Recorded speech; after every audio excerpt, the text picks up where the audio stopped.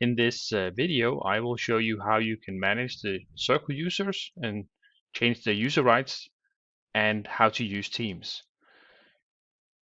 When you want to see the list of all Circle users, you click up here in the top menu, and then you can see the total list of all users in that circle. For each user, you'll be able to see when they have last been seen in this circle, and you can see their user rights and if they're in any teams.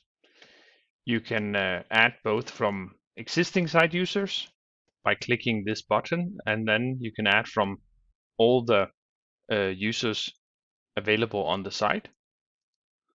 Or you can add an entirely new user by typing in the email. And if that user does not already exist, you can then create him by setting the first and last name. When you do that, you also choose, first of all, which license to use, and also which user rights should that user have.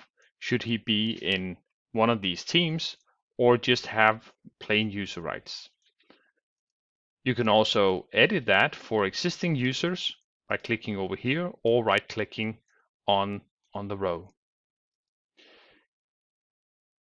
Basically, everything a user can do within a circle is determined by his level of user rights. All these user rights can then be bundled into one of these groups, and you can edit that group to say how many of these rights should a user have.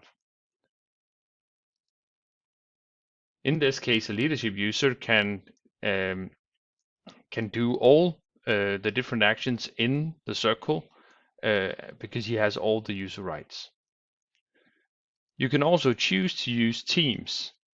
A team can be a way of granting user rights. For instance, all the members in this team are automatically given all the user rights within the regular user group. But Teams is more than that. It is also a way of bundling a group of users, giving them a manifest to describe them. It's a way of being able to assign all those users to stories, and that is optional, of course.